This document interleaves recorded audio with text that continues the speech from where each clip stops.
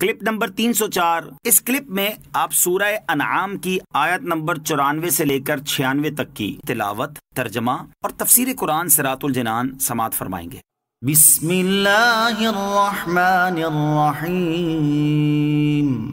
ترجمہ، اللہ کے نام سے شروع جو نہایت مہربان رحمت والا ہے۔ وَلَقَدْ جِئْتُمُونَا فُرَادَىٰ كَمَا خَلَقْنَاكُمْ أَوَّلَ مَرَّةٍ وَتَرَكْتُم مَّا خَوَّلْنَاكُمْ وَرَاءَ ظُهُورِكُمْ وَمَا نَرَىٰ مَعَكُمْ شُفَعَاءَكُمُ الَّذِينَ زَعَمْتُمْ أَنَّهُمْ فِيكُمْ شُرَكَاءُ لَقَدْ تَقَطَّعَ بَيْنَكُمْ وَضَلَّ عَنكُم مَّا كُنتُمْ تَزْعُمُونَ۔ ترجمہ، اور بے شک تم ہمارے پاس اکیلے آئے جیسا ہم نے تمہیں پہلی مرتبہ پیدا کیا تھا، اور تم اپنے پیچھے وہ سب مال و متاع چھوڑ آئے جو ہم نے تمہیں دیا تھا، اور آج ہم تمہارے ساتھ تمہارے ان سفارشیوں کو نہیں دیکھتے جنہیں تم گمان کرتے تھے کہ وہ تم میں ہمارے شریک ہیں۔ بے شک تمہارے درمیان جدائی ہو گئی اور تم سے وہ غائب ہو گئے جن کے معبود ہونے کا تم دعویٰ کرتے تھے۔ وَلَقَدْ جِئْتُمُونَا فُرَادَىٰ، اور تم ہمارے پاس اکیلے آئے۔ گزشتہ آیت میں کافروں کی موت کے احوال بیان ہوئے تھے، اور اس آیت میں قیامت کے احوال کا بیان ہے۔ چنانچہ ارشاد فرمایا کہ قیامت کے دن ان کافروں سے کہا جائے گا، بے شک تم ہمارے پاس حساب و جزا کے لیے ایسے اکیلے آئے جیسے ہم نے تمہیں پہلی بار پیدا کیا تھا۔ نہ تمہارے ساتھ مال ہے، نہ جاہ، نہ اولاد، جن کی محبت میں تم عمر بھر گرفتار رہے، اور نہ بت جنہیں پوچھتے رہے۔ آج ان میں سے کوئی تمہارے کام نہ آیا، بلکہ تم وہ سب مال و متاع اپنے پیچھے چھوڑ آئے جو ہم نے تمہیں دیا تھا، اور آج ہم تمہارے ساتھ تمہارے ان سفارشیوں کو نہیں دیکھتے جنہیں تم گمان کرتے تھے کہ وہ تمہارے عبادت کرنے میں ہمارے شریک ہیں۔ بے شک تمہارے درمیان جدائی ہو گئی اور تم سے وہ بت غائب ہو گئے جن کے معبود ہونے کا تم دعویٰ کرتے تھے۔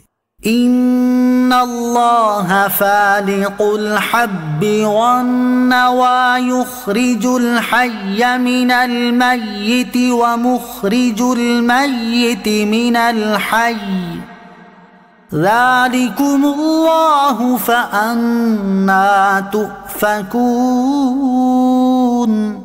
ترجمہ، بے شک اللہ دانے اور گٹھلی کو چیرنے والا ہے، زندہ کو مردہ سے نکالنے اور مردہ کو زندہ سے نکالنے والا ہے۔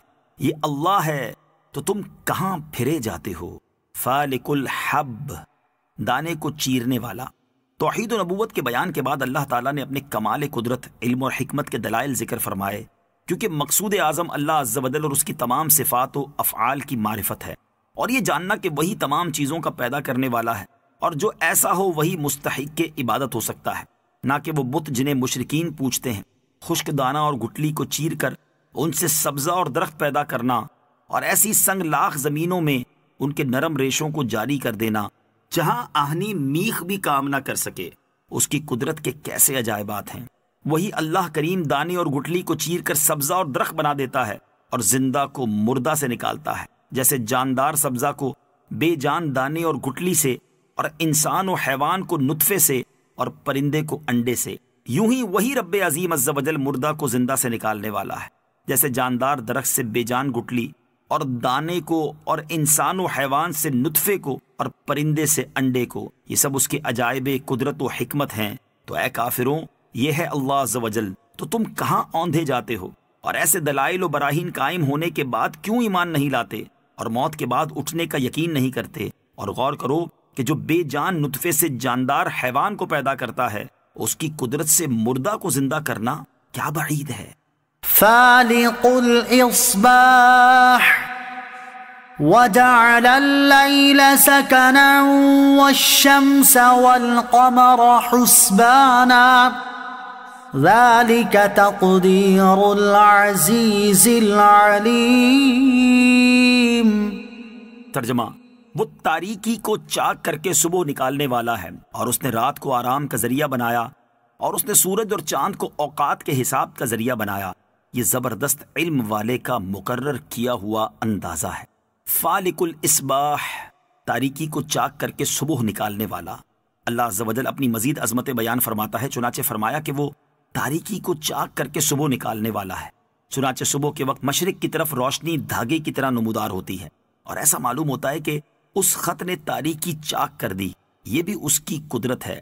نیز اس نے رات کو آرام کا ذریعہ بنایا کہ مخلوق اس میں چین پاتی ہے اور دن کی تھکاوٹ اور ماندگی کو استراحت سے دور کرتی ہے، اور شب بیدار زاہد تنہائی میں اپنے رب عز و جل کی عبادت سے چین پاتے ہیں۔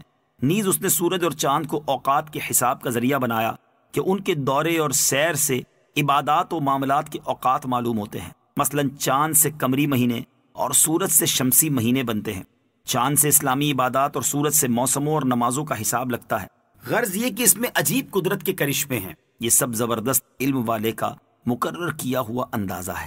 آیت سے معلوم ہوا کہ علم ریاضی، علم نباتات، علم فلکیات اور علم الحیوانات بھی بہت اعلیٰ علوم ہیں کہ ان سے رب تعالیٰ کی قدرت کاملہ ظاہر ہوتی ہے۔ اللہ عز و جل نے آسمانی اور زمینی چیزوں کو اپنی قدرت کا نمونہ